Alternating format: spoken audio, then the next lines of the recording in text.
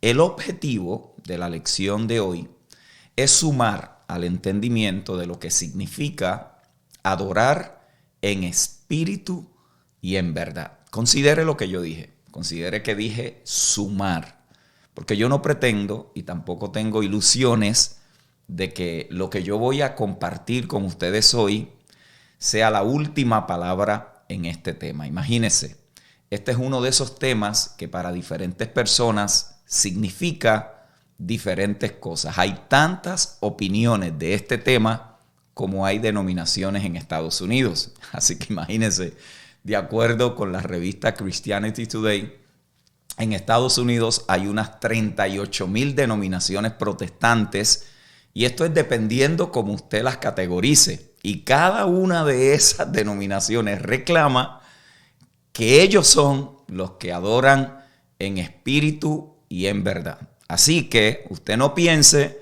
que su experiencia o lo que usted aprendió o lo que a usted le enseñaron es el único entendimiento que existe sobre este tema, porque créame que no lo es. Como cualquier ejercicio hermenéutico con la intención de comprender la Escritura, cuando nosotros nos acercamos a una porción bíblica como la que vamos a leer, lo primero que debemos entender es el contexto en el cual se da eso que estamos estudiando. Vamos a leer entonces en Juan capítulo 4, versículo número 20 al 24. Note cómo dice: nuestros padres adoraron en este monte, y vosotros decís que en Jerusalén es el lugar donde se debe adorar. Jesús le dijo: mujer, créeme que la hora viene cuando ni en este monte ni en Jerusalén adoraréis al Padre. Vosotros adoráis lo que no sabéis, nosotros adoramos lo que sabemos, porque la salvación viene de los judíos. Mas la hora viene, y ahora es, cuando los verdaderos adoradores adoran al Padre en espíritu y en verdad, porque también el Padre tales adoradores busca que le adoren. Dios, dice Jesús, es espíritu, y los que le adoran en espíritu y en verdad es necesario que adoren. Los detalles que nos ofrece la lectura es que el primer contexto es cultural. Uno de los personajes de la escena se describe en el relato histórico que era una mujer samaritana. Los textos anteriores a esto que nosotros leímos nos indican que Jesús había incursionado en Samaria y que allí él tuvo un encuentro con una mujer que estaba en el pozo. Lo que allí está sucediendo debe de ser importante. Debe de ser importante especialmente cuando en el Evangelio según Mateo Jesús le había dicho a sus discípulos que no fueran a Samaria. Y esto usted lo encuentra en Mateo capítulo 10, verso 5. Sin embargo, en este relato Jesús los lleva allí y también los despide y dice que ellos se habían ido a buscar algo de comer. La tensión cultural, racial y teológica que existía entre judíos y samaritanos, que es equivalente a decir gentiles, está bien documentada en la historia. Usted puede hacer cualquier tipo de búsqueda y en los estudios más básicos que usted pueda hacer a nivel de instituto o a nivel de posgrado, usted va a estudiar en realidad esta tensión que existía entre judíos y samaritanos. Personalmente, no creo que ni los evangelios ni las epístolas puedan entenderse adecuadamente sin conocer cómo esta tensión y la resolución de esta tensión en Cristo ocupa gran parte de los escritos del apóstol Pablo. Para Pablo, el que se había quitado la pared que dividía a los dos pueblos y de los dos hizo uno, es un fundamento importante y necesario para entender la revelación paulina. Para el tiempo cuando sucede este encuentro había algunas corrientes del judaísmo que consideraban a los samaritanos como que habían sido creados por Yahvé, Jehová, como constitutivamente inmundos. Es decir, esta gente eran tan bajos en su misma esencia como humanos que eran irredimibles. La versión corta de esta tensión cultural, racial y teológica era que ambas partes pensaban que los otros no estaban equivocados teológicamente, o que no solo estaban equivocados teológicamente, sino que eran unos impostores y usurpadores y se apropiaban del derecho y del reclamo de que ellos eran los verdaderos adoradores. En otras palabras, ellos reclamaban a Jehová como su Dios. Por lo tanto, lo que está sucediendo en este relato no es poca cosa. Hubiera llamado la atención de cualquier persona de la época, especialmente de los judíos, y lo que hubiera causado era un revuelo y una tremenda distracción, y lo causó. El escritor se encarga de que los lectores supieran que los discípulos hubo una reacción, porque ellos jamás se hubieran imaginado que Jesús iba a detenerse para hablar con una mujer samaritana. De hecho, esto se recoge en el verso 27, donde dice: y en esto vinieron sus discípulos y se maravillaron de que hablaba con una mujer. Sin embargo, ninguno dijo: ¿qué preguntas o qué hablas con ella? En este encuentro, Jesús está tratando directamente con las enemistades y las disputas que había entre los judíos y los samaritanos.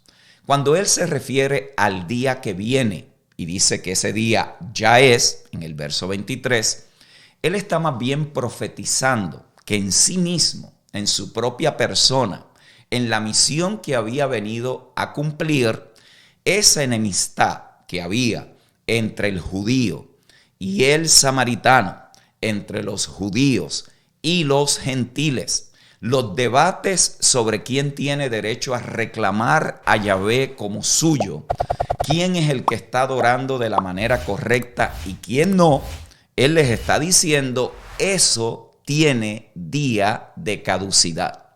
Eso ha llegado el tiempo donde va a terminar. Pero no va a terminar por algo que ustedes hagan, no va a terminar por algo que los otros hagan, va a terminar por lo que yo voy a hacer. Uno de los errores que podemos cometer al leer este relato es saltar rápidamente a nuestro tiempo y hacer aplicaciones con este pasaje como si Jesús estuviera hablando de nuestras formas y expresiones de liturgia o prácticas en la adoración. Simplemente eso no es así. Él lo que está tratando es un problema del momento que es mucho más profundo que lo que nosotros nos imaginamos. Si lo que nosotros queremos hacer es una inferencia aplicativa a nuestro tiempo, no hay problema con eso, siempre y cuando admitamos que eso es lo que se está haciendo. Es una inferencia y aplicación del texto en nuestro contexto, que tampoco se debe de considerar como una regla de interpretación y fundamento de edificación. Lamentablemente esto rara vez se hace. Muchas veces nosotros reclamamos como que nosotros somos los que estamos bien y el resto, aunque no está muy mal, no está tan bien como nosotros, ¿vio? Por eso cada grupo, cada secta, cada culto, cada congregación, cada denominación, cada concilio trata de adoptar este pasaje de una manera dogmática para aplicarlo a sus formas externas, como si ellos estuvieran adorando en espíritu y en verdad, pero los otros grupos no. En otras palabras, si no lo hacen como nosotros, ustedes no pueden estar tan bien como nosotros estamos. Esta es la razón por qué los grupos más fervorosos y con una tendencia carismática pentecostal consideran que otros grupos que no creen en las manifestaciones que ellos creen, sean estas dones, milagros, profecías, lenguas, no adoran en espíritu y en verdad, porque si estuvieran adorando en espíritu y en verdad, todas esas cosas se manifestarían.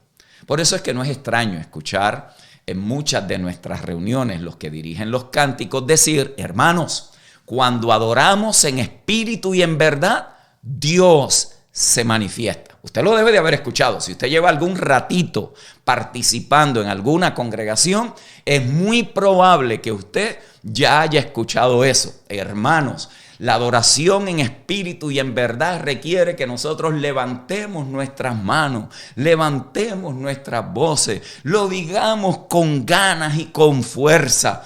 Es más, hemos escuchado hasta que se dice: mis amados, es tiempo de adorar en espíritu y en verdad, porque eso es lo que va a causar que cosas maravillosas sucedan. Note que todo eso son ¿qué? Inferencias.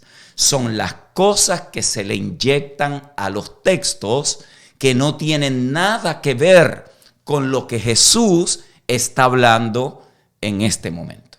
Si esto es así, entonces entender Juan 20 al 24 es determinante en la comprensión de la adoración. Veamos, en Juan capítulo 4, Jesús está hablando con esta mujer samaritana cuya vida, dice el relato histórico, está totalmente desalineada de la naturaleza y de la santidad de Dios. Jesús le dice que ella había tenido 5 maridos y el que tenía tampoco era su marido. Noten que Jesús está hablando sobre su comportamiento personal y moral, y ella inmediatamente cambia la conversación, le cambia el tema a cuestiones externas del culto religioso y habla de dónde y cómo se debe de adorar.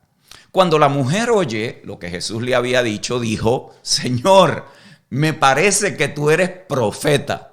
Nuestros padres adoraron en este monte y vosotros decís que en Jerusalén es el lugar donde se debe de adorar. Es una respuesta netamente humana. Es muy humana.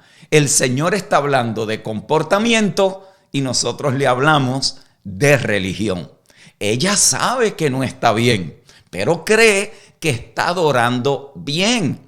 Ella no estaba bien, pero después de todo, los otros estaban peor. Nuestros padres dicen que es en este monte. Ustedes dicen que es en otro monte. ¿En qué quedamos? Yo me siento bien adorando así. Yo me siento súper adorando aquí. ¿Cuál es el tema? Después de todo, ella dice que los padres eran los que habían enseñado que este es el monte y que los judíos decían que era en Jerusalén, donde se debe adorar.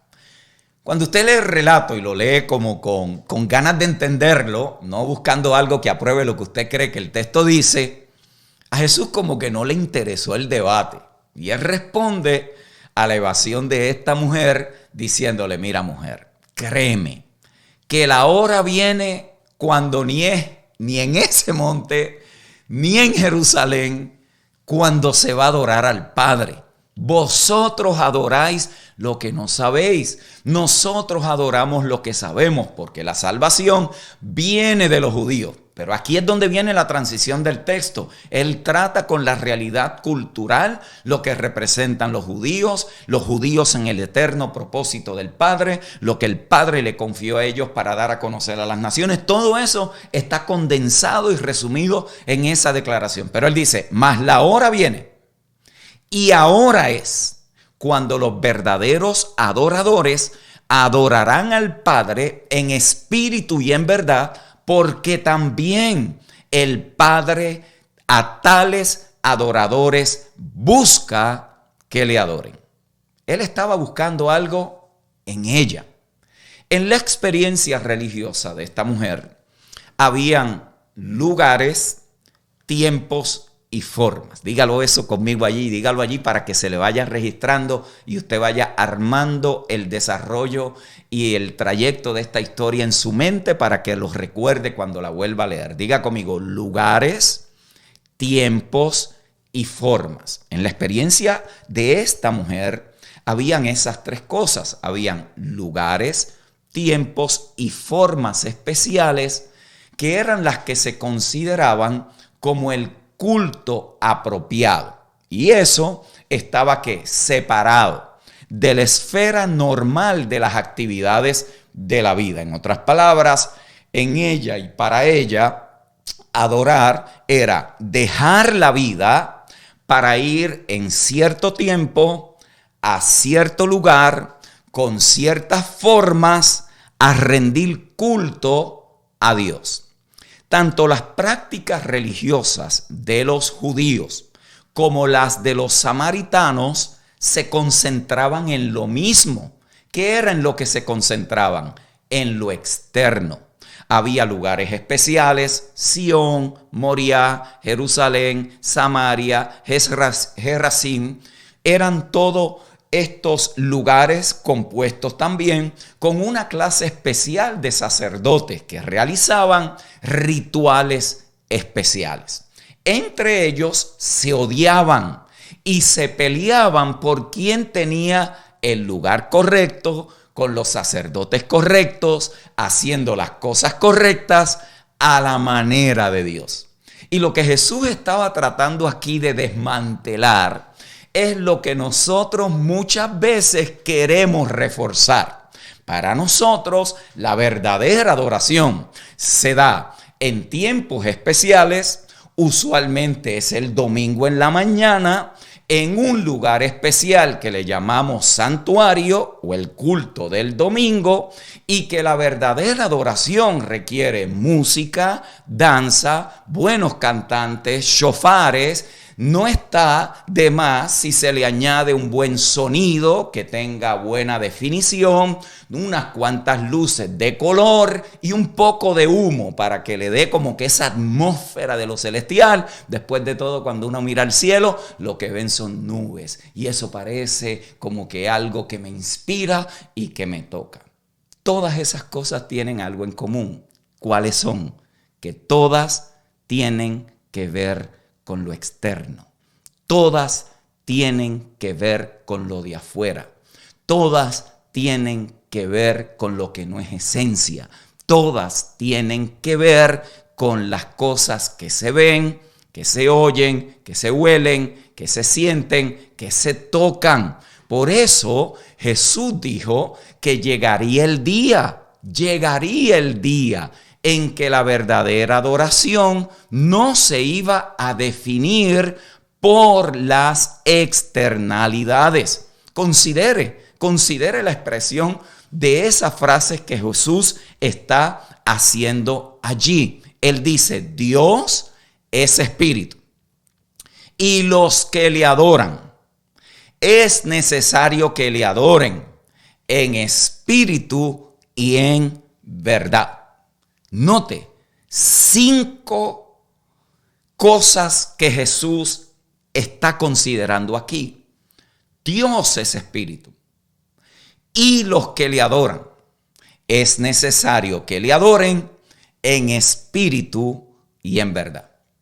Así que veamos cada una de estas, porque aquí es que está lo que Jesús quiere comunicarle a esta mujer. Lo primero que Jesús establece es que Dios es espíritu. Jesús está estableciendo de entrada algo que va al corazón mismo de la respuesta que esta mujer necesitaba. ¿Por qué? Porque Jesús contrasta la esencia espiritual, la esencia de Dios mismo como espíritu, con las cosas externas que tienen que ver con las ciudades, montañas, métodos y cualquier otro tipo de externalidad que se le quiere atribuir a eso. Jesús establece una esencia y un ámbito de Dios. Dios es espíritu en esencia. El ámbito de su existencia, y esto es importante, déjenme buscarlo por aquí.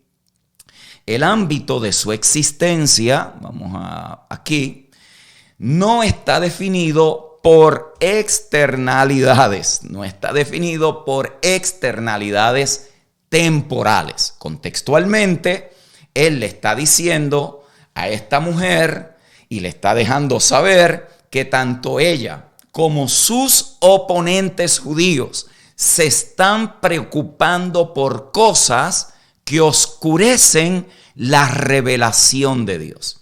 Y Juan, como ningún otro, resume esto de una manera magistral. En Juan capítulo 1, verso 18, noten cómo lo dice: a Dios nadie le vio jamás. El unigénito Hijo que está en el seno del Padre, Él le ha dado a conocer. Los judíos no entendían a Yahweh y los samaritanos tampoco. Ese día acababa de terminar con Jesús.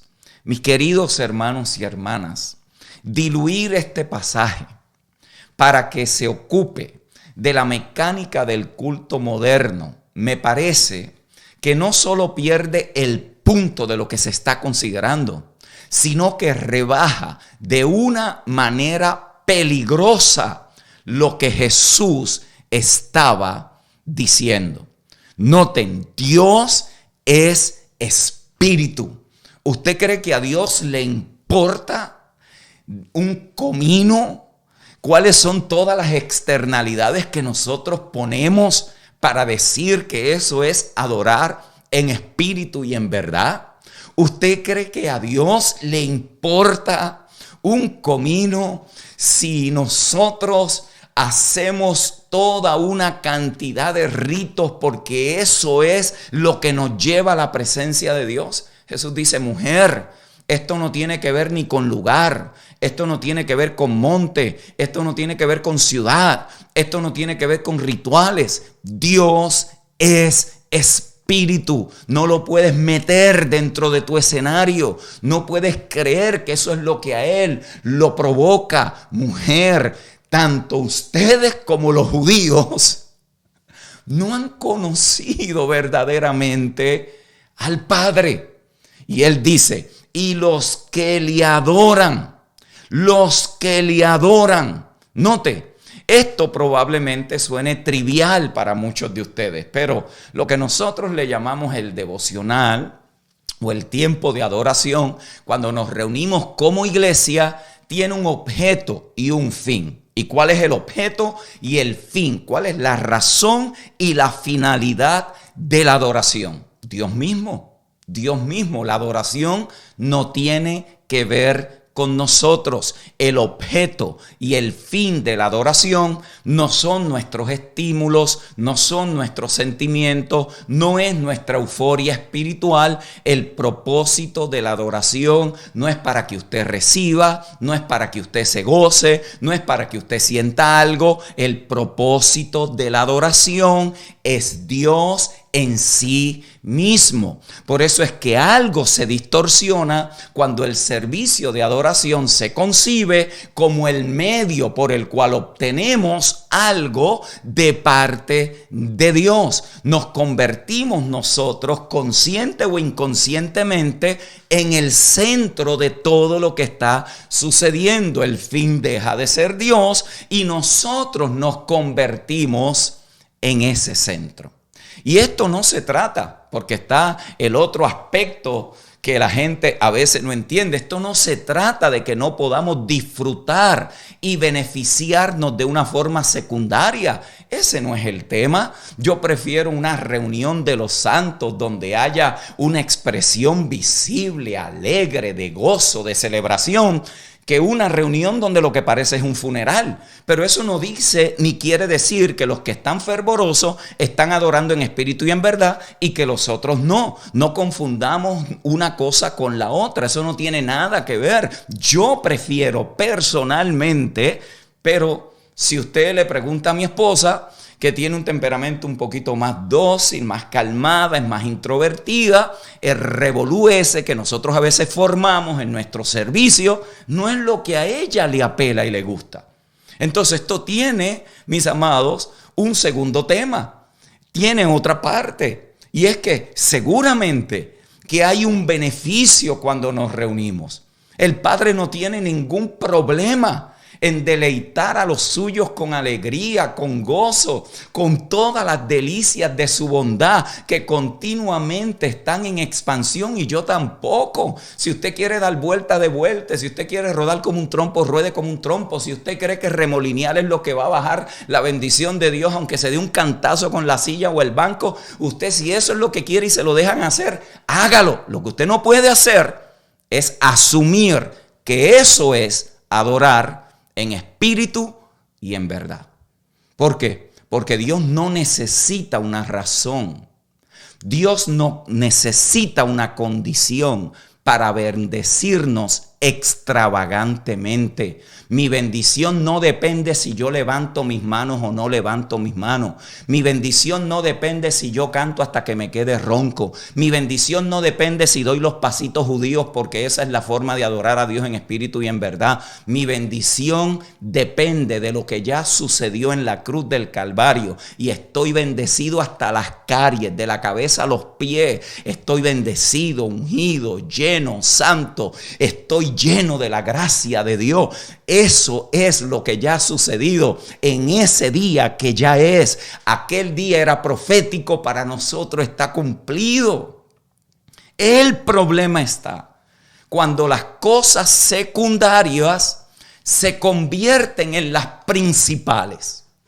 Y la gente va al servicio a gozarse. Y la gente va al servicio a recibir. Y la gente va al servicio a buscar. Y la gente va al servicio para que le oren. ¿Vio? Cuando el servicio no es para nuestro beneficio primario, es para rendirle honor y pleitesía, porque en todo Cristo debe ser preeminente. Esto, mis amados hermanos, sucede muy fácilmente.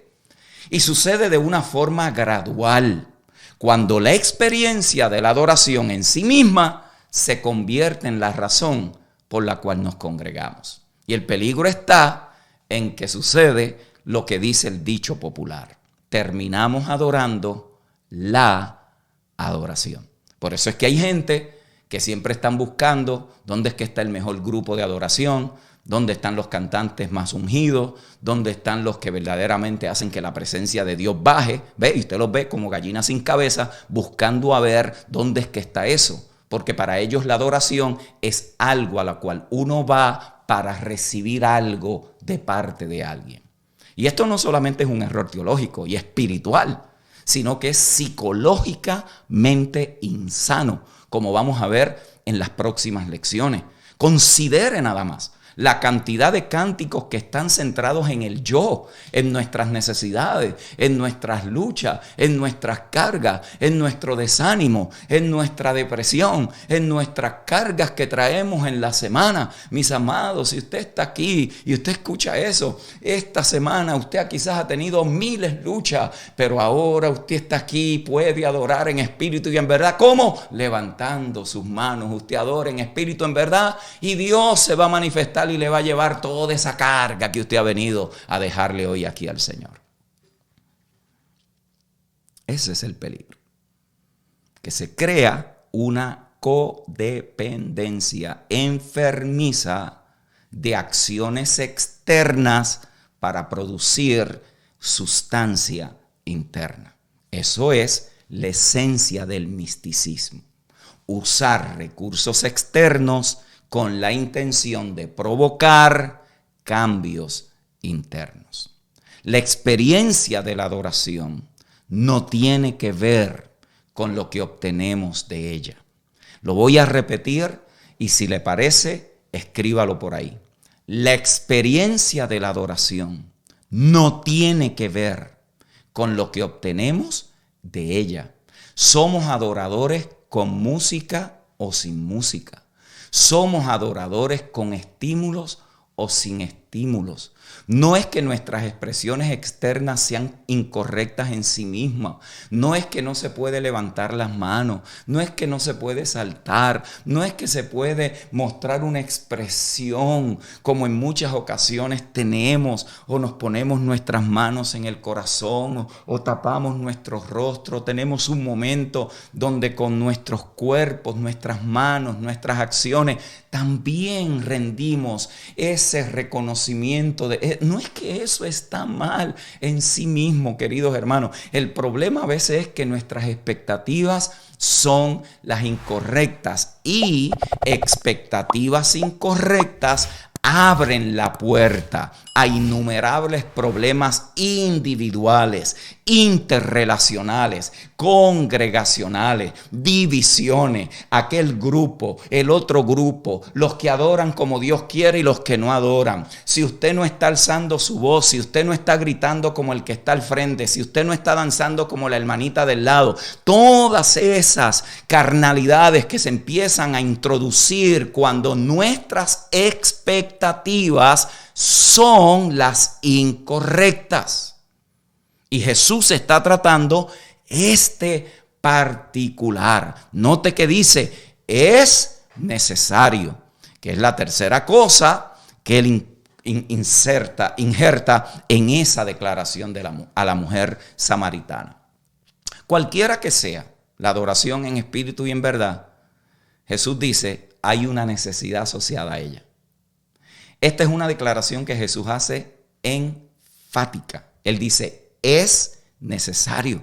No es una opinión, no es una exhortación, no es un consejo, no es como que una sugerencia, es enfática. Los que adoran es necesario. ¿Y por qué es necesario? Porque en esta adoración que el Padre busca, las externalidades y las formas temporales no tienen lugar. No hay forma de que se pueda accesar la realidad de la persona misma de Dios a través de cosas externas. Es lo que Jesús está diciendo.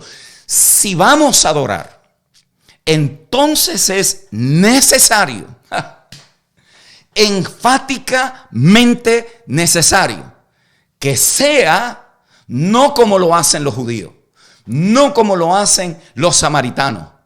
Es necesario que para acceder a la misma esencia de Dios, tiene que ser otra cosa lo que lo gobierne.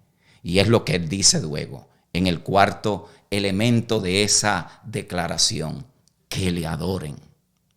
El tiempo de este verbo es un participio presente activo. Lo que eso significa es que debe siempre estar constante, continua y actualmente adorando. Es lo mismo cuando Pablo dice orar en todo tiempo. Y uno dice, ¿cómo yo voy a orar en todo tiempo? Así mismo es aquí. Los que le adoran, no los que le van a adorar, no los que fueron a adorar, no los que van a ir a adorar, los que adoran en tiempo presente activo, están constantemente, continuamente, actualmente adorando. ¿Cuál es la implicación? Que la adoración es un estado del ser. Repita eso conmigo para que se les registre. La adoración es un estado espiritual del ser. La adoración, una vez más, es un estado espiritual del ser. La adoración es una función de estar vivo en la creación. No es una parte separada de nuestra existencia que nosotros hacemos una vez a la semana durante 45 minutos. Nuestro ser nuestra existencia, nuestra presencia en la tierra, en Cristo, ojo, en Cristo es adoración. Y esto Pablo lo expresa de una manera, mis hermanos y hermanas, magistral en Efesios capítulo 1, versículo 6. Note cómo él lo dice: en amor, habiéndonos predestinado para ser adoptados hijos suyos por medio de Jesucristo, según el puro afecto de su voluntad, para alabanza de la gloria de su gracia, con la cual nos hizo aceptos en el amado. La adoración no es algo que nosotros hacemos, la adoración es quien nosotros somos. Toda la creación canta, alaba, reconoce la grandeza de Dios. Hemos sido creados para hacer la alabanza de la gloria de su gracia. Usted es el trofeo de Dios en el planeta.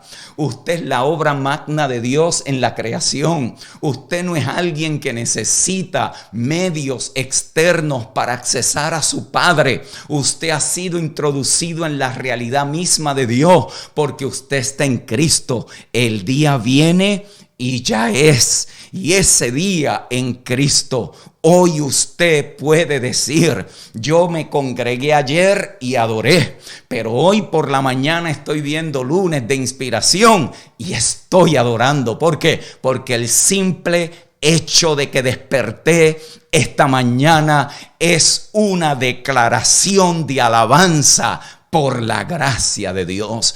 Mi adoración no es solo un cántico. Nuestra convivencia en la fe como hermanos es la verdadera adoración. Por eso es que nuestra teología de adoración debe de basarse en la creación, en la encarnación, en la nueva creación, en el nuevo pacto. Tengamos danza o no tengamos danza, tengamos músicos o no tengamos músicos, tengamos buen sonido o no tengamos buenos sonidos. Pastor que no tiene músicos, pastor que no tiene un grupo como el pastor de más allá, no te tienes que sentir que tu iglesia no crece por la música. La congregación lo que necesita es los 10, los 15, los 20, los 500 o los 1000 entender que la adoración no es la causa de tener buenos músicos. La adoración es la realidad de quienes nosotros somos en Cristo el Señor. Por eso la preposición griega, cuando se usa allí en, significa que permanecer en una posición, en un lugar, en un tiempo, en un espacio fijo. Es una esfera para descansar o permanecer. También significa instrumentalidad. En otras palabras, no es solamente un lugar donde yo descanso, sino es una relación de descanso. Es como yo decir: voy a poner este bolígrafo en el escritorio. El bolígrafo está descansando sobre el escritorio. Él está seguro, si tuviese conciencia, de que está bien, de que no está en peligro, de que está seguro, de que puede permanecer ahí. Por lo tanto, mis amados hermanos, cuando Jesús dice: los que adoran, adoran en espíritu, adoran en verdad. Él no se refiere a un método, él no se refiere a un estilo, él no está hablando de un qué o de un cómo, él está hablando de un lugar, de una esfera, de un espíritu. Se refiere a una esfera de existencia, un reino, particularmente un reino de permanencia, que él dice que es eterno. Es un reino donde se descansa, porque es un reino que es compatible con la esencia y la naturaleza misma de Dios. Jesús se refiere a esa esfera de existencia que él mismo estaba. Él estaba en el seno del Padre. Y allí él estaba estableciendo en su propia persona y obra que a todas aquellas externalidades él le iba a poner fin, iba a reconfigurar completamente todas las comprensiones y prácticas, judíos, gentiles, samaritanos, todo iba a ser reconfigurado.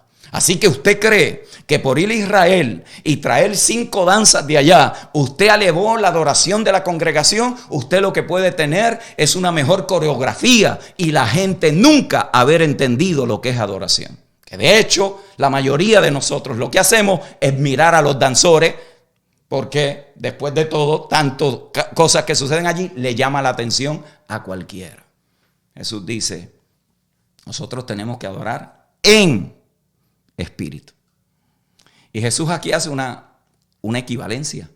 Con esta frase, Él hace una impresionante equivalencia. Y la conecta a lo que dijo anteriormente. Dios es espíritu. Y para adorarle, hay que adorarle en espíritu. Si Dios es espíritu, entonces la adoración tiene que coincidir con su esencia y la esfera y ámbito donde Él existe, en espíritu. No tiene nada que ver con las externalidades de levantar las manos, saltar y dar vuelta, tener mucho fervor y hacer todas las calistenias que nosotros a veces hacemos. Esto tiene que ver con la esfera de la equivalencia, la compatibilidad. Es un espíritu adecuado a espíritu. En espíritu aquí es sinónimo de lo que Pablo habla en sus cartas, de que caminemos y vivamos en el espíritu, en contraste con las obras de la carne, que era lo que estaba pasando con los judíos. ¿Por qué? Porque las diferencias entre los judíos y los samaritanos, que se caracterizaban por el odio, por la tensión cultural y teológica y todo aquel desprecio que sentían los judíos hacia los samaritanos, no eran en espíritu. ¿Por qué? Porque la enemistad que había entre ellos es fundamentalmente incompatible con la naturaleza de Dios. Mire, no es posible adorar a Dios y odiar al otro. Escríbalo por allí. No es posible adorar a Dios y odiar al otro. No es posible usted haber adorado a Dios en espíritu y en verdad y después sale de la congregación a llamar a los hermanos para criticar al pastor, a los hermanos y a toda la gente. No es posible adorar a Dios y odiar al otro. No es posible. Según Jesús, no es posible adorar a Dios y subestimar a los demás. Son dos ámbitos de existencia en contraste, conflictivos, mutuamente excluyentes. Usted puede haber llorado, se puede haber revolcado, puede haber tenido hasta la camisa se le llenó, usted puede haberse revolcado. Si usted no aprende a amar a los hermanos, usted lo que tuvo fue una catarsis emocional, pero usted no adoró en espíritu y en verdad. ¿Por qué? Porque eso es una dimensión de la realidad de la vida. Es una dimensión de quien verdaderamente somos. Eso no se relaciona con forma y con expresiones externas. Jesús dijo, tiene que ser compatible con la esencia de Dios mismo, en espíritu. Pero no solamente Él dijo en espíritu, Él dijo también que era en ¿qué? En verdad. Y para nosotros, en esta parte del mundo, separados por 21 siglos del contexto original, esto que Jesús dice aquí es algo distinto a la manera en como nosotros lo entendemos hoy. ¿Por qué? Porque para nosotros lo que es verdadero o no verdadero está relacionado con la exactitud en principio, sea esta correcta o no incorrecta. Por lo tanto, hay gente que le pone a su experiencia personal un grado de verdad porque puede comprobar que eso fue lo que sucedió. Si yo tuve una experiencia con Dios y en esa experiencia, qué sé yo qué, sucedió algo, pues ahora eso se convierte para mí en una verdad. Y creemos que eso es de lo que Jesús está hablando.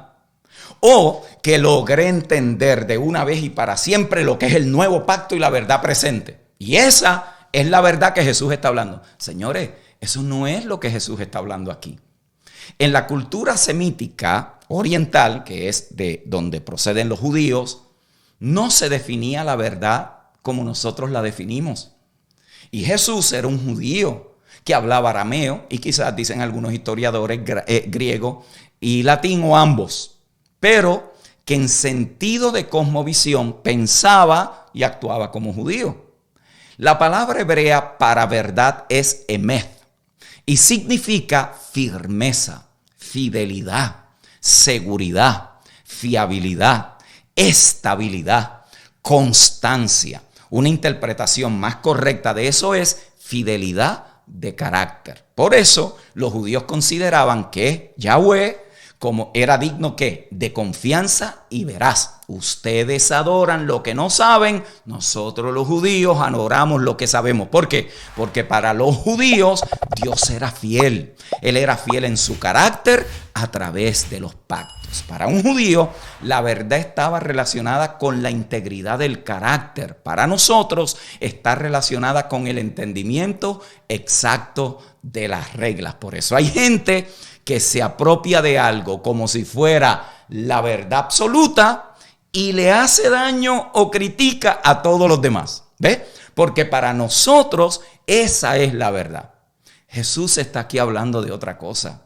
El ámbito de verdad, en verdad, de Dios es uno de plenitud, es uno de integración de la persona en todos los niveles, donde no hay ni siquiera un espacio, una brecha que se pueda separar entre el ser y lo que hacemos, entre el ser y las acciones. Sus acciones no son más que la externa expresión de quien Dios es. Cuando Dios hace algo, no es para provocar algo, es porque ese es Él. Él no hace obras de misericordia para ver qué produce la misericordia. Él es en sí mismo misericordioso. Sus acciones no son más que la expresión externa de su ser. La una es totalmente coherente con la otra. Él es un ser totalmente integrado, unificado, completo, al que no le falta absolutamente nada. Por lo tanto, cuando Jesús dice, a Dios no solamente se adora en esencia, espíritu, sino que también tiene que ser en verdad. ¿Por qué? Porque la verdad es la integración consistente del comportamiento en el carácter. Integrar algo significa formar, coordinar, mezclar en un todo para que funcione. En forma de adjetivo lo describe el diccionario como lo que es esencial para la plenitud. Desintegrar es diferente porque es romper en elementos constitutivos o destruir la unidad e integridad del conjunto. Lo contrario es que segregar, apartar o forzar la separación. La pregunta sería, ¿qué implicación tiene la totalidad integrada, que aquí Jesús la identifica como la verdad, en nuestra teología y en nuestras prácticas? Adorar en verdad significa en el contexto adorar desde un lugar de integración personal, de plenitud del ser. No tiene que ver con la práctica de rituales, no tiene que ver con formas separadas de lo que realmente nosotros somos. Hay gente que cuando está cantando, mis amados, no hay quien se le para al lado, pero cuando se acaba la reunión parece que lo bautizaron en jugo de limón. ¿Por qué? Porque hay una disonancia, hay una desconcertación en lo que hace externamente para decir que adora a Dios en espíritu y en verdad, y quién es entre los hermanos después que se acaba la reunión.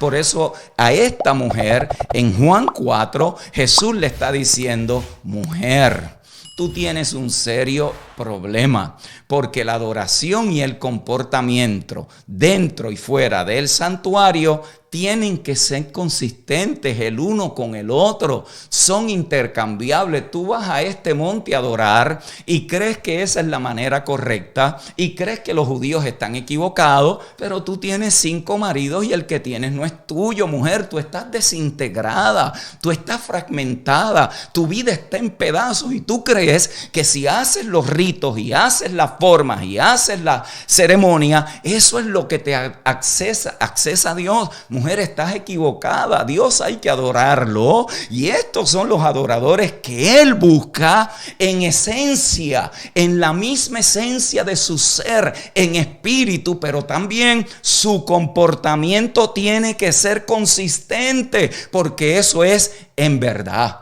Por eso nuestra adoración es nuestra existencia en carácter integrado y nuestro carácter es nuestra adoración práctica. La adoración no comienza de afuera hacia adentro. Eso es misticismo. Usted no necesita luces y humo y melodías para adorar. Esos son segundo plano. Eso no es lo más importante. Usted lo que necesita es ser sano por dentro, lleno de Cristo, para que la formación del Hijo lo sane de todas sus traumas y problemáticas. Adoración es en el ser. Quienes somos es el acto inicial de adoración. Así que usted puede tener los mejores músicos en la congregación y si están peleados entre ellos, créame, aunque suene bien, aunque sean músicos reconocidos, eso es címbalo que resuena. Aunque usted le pague, está botando el dinero en realidad.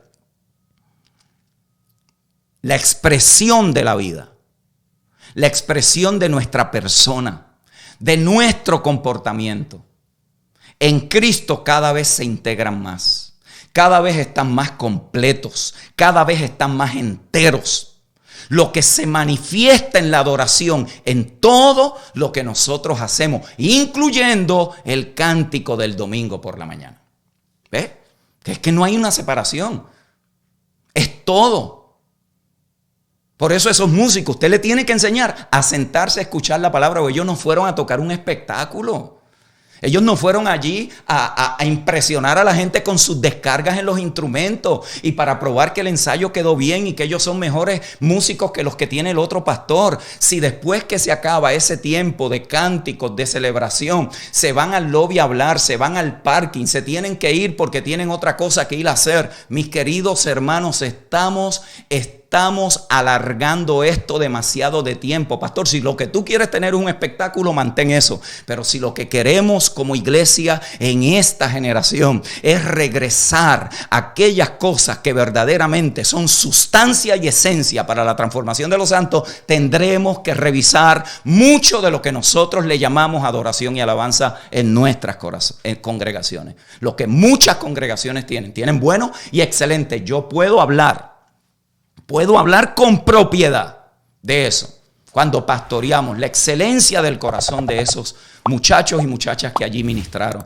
Y conozco cientos, pastores, iglesias, congregaciones que uno termina de predicar, terminan de cantar y están allí en primera fila escuchando la palabra. ¿Por qué? Porque lo que los transforma no es estar tocando allá arriba, lo que los transforma es esa continua ministración de la realidad de Cristo a su vida.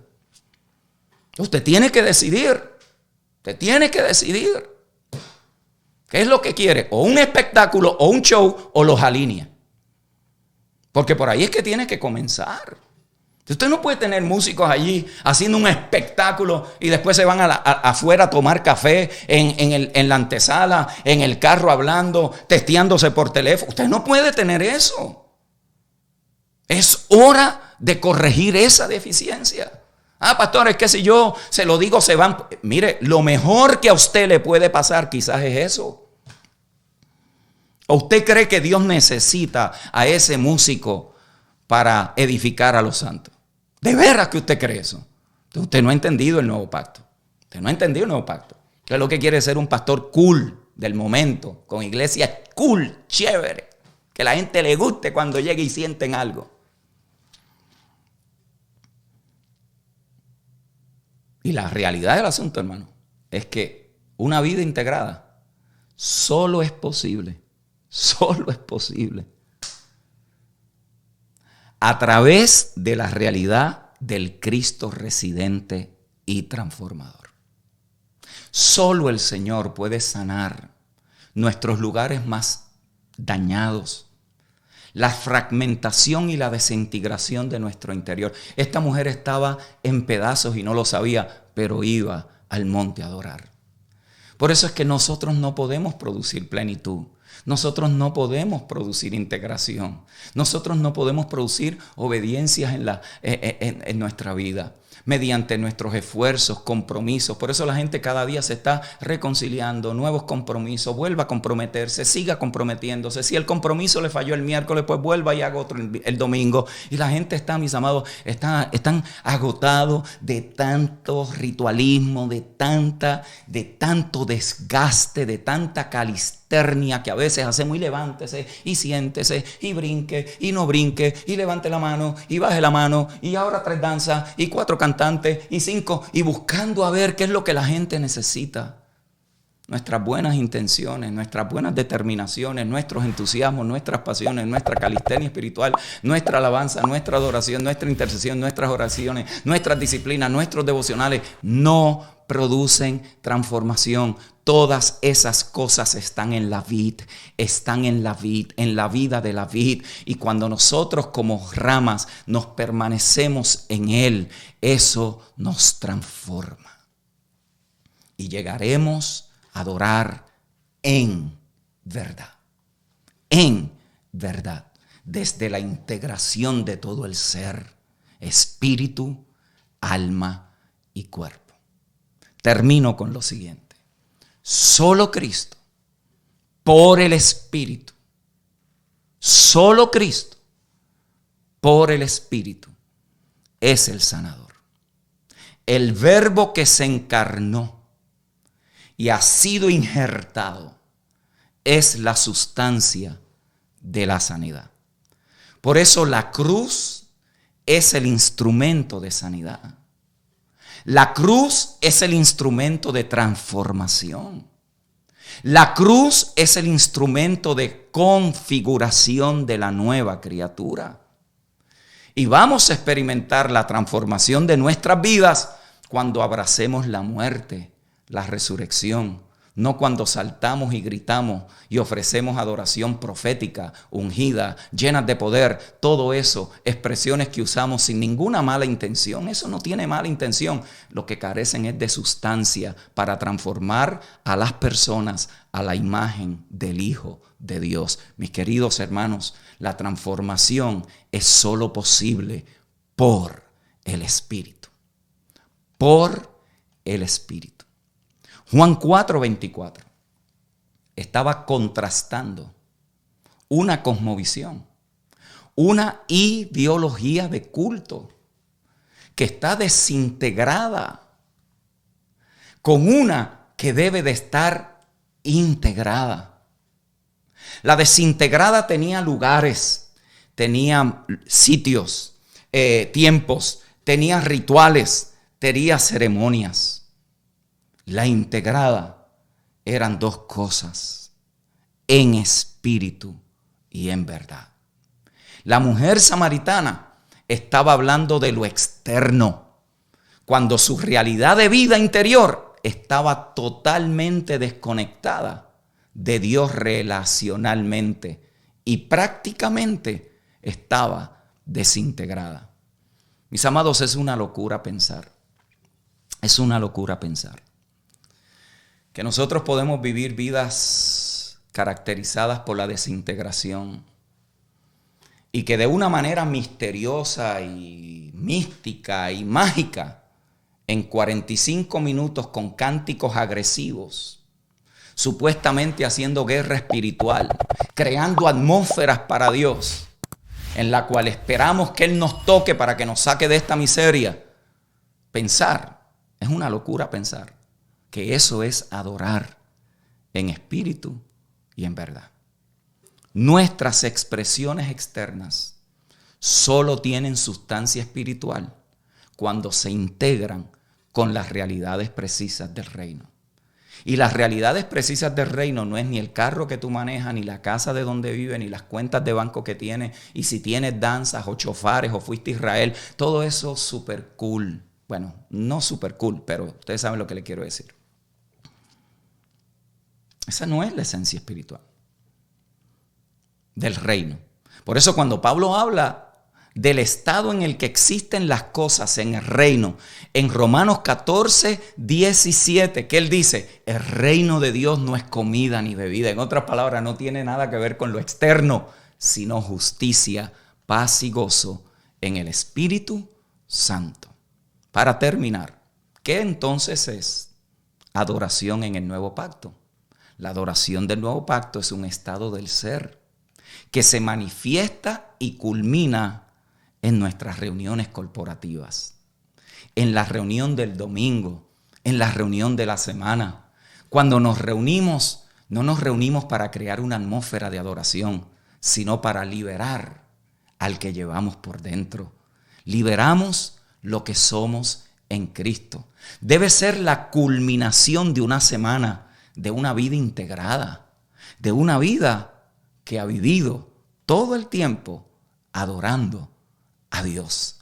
Adorar en espíritu y en verdad es adorar en la esfera de la equivalencia en quien Dios es y en cómo Dios existe, espíritu.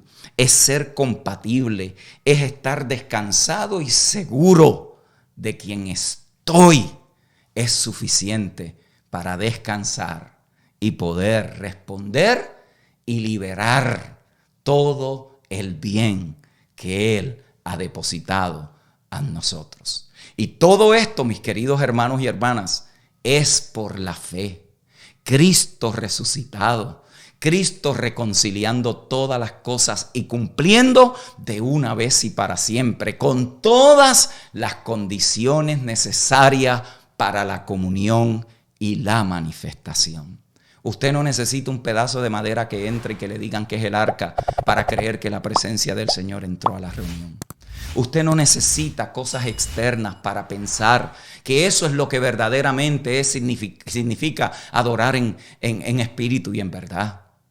La adoración en el nuevo pacto es la esencia del ser, porque en Él vivimos, en Él nos movemos y en Él tenemos nuestro ser. Nuestra adoración comienza ahí, adentro, y se va adornando de gloria en gloria, ¿cómo? Por medio de la transformación a la imagen de Cristo.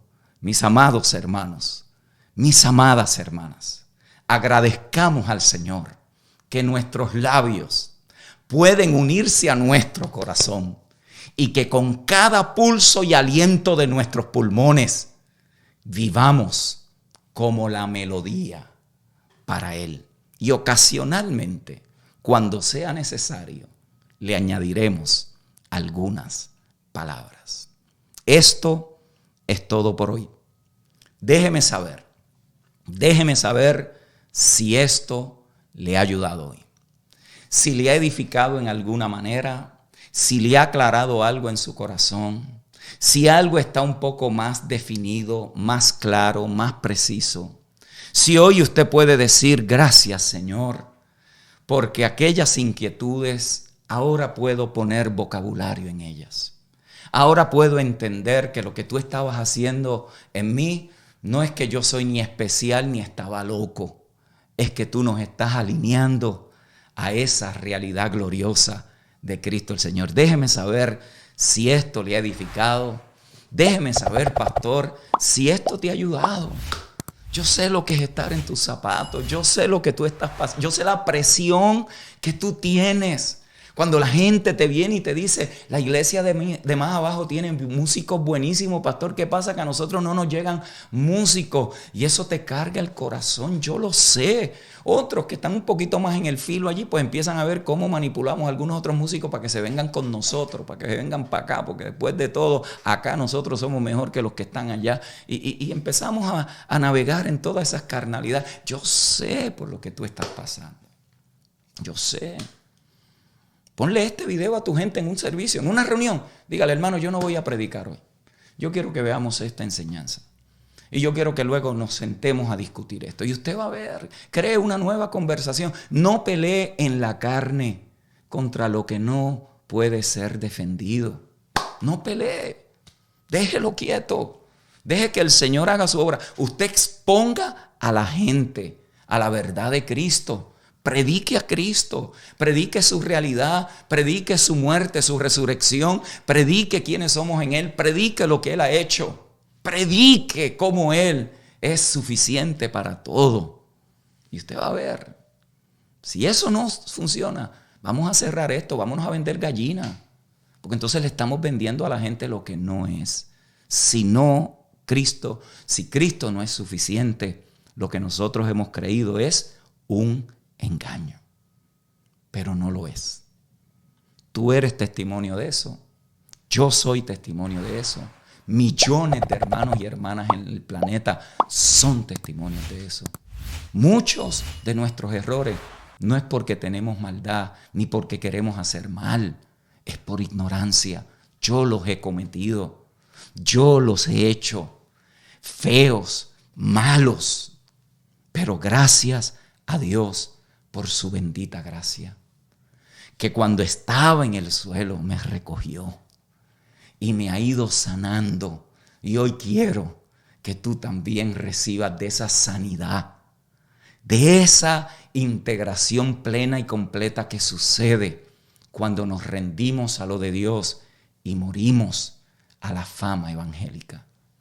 Eso lo puede hacer solo el Señor. Déjame saber que mucha gente comentando por allí. Qué bueno, mis queridos hermanos. Les recuerdo simplemente que está disponible para seguir para ustedes en esta bendita plataforma de la comunidad virtual. Estudios, clases en vivo, pregrabadas, cursos completos con 10, 15, 20 lecciones. Les doy una bienvenida a todos esos estudiantes que ya esta semana entraron. ¡Wow! Impresionante. Es una forma de seguir colaborando con ustedes. Por supuesto que tiene un costo, porque esto tiene un valor. Tiene un valor. Yo no le estoy vendiendo lo que están aprendiendo, pero sí, usted por lo que aprende debe también de reciprocar a aquellos que le enseñan. Y eso que hemos establecido allí es prácticamente una representación a manera de usted invertir en usted y ayudarnos a nosotros a continuar teniendo los equipos, los recursos, los medios para poder seguir llevando a cabo esta tarea. Así que todos los que estén interesados, transformadosencristo.com, transformadosencristo.com, matricúlese, deje de comerse 2 hamburguesas al mes, 3 tazas de café menos, 4 platos de comida con 3,000 calorías, invierte en su vida espiritual, ayúdese a usted mismo para que usted vea lo que puede producir el dejar cosas de afuera que nos llevan a veces antes de tiempo a la tumba y comenzar a alimentar ese hombre interior que va siendo renovado de día en día. Y eso es lo que pretende esta plataforma, transformadosencristo.com. Bueno, mis amados, hasta aquí. Nos vemos el lunes que viene. Bendecidos son todas y todos.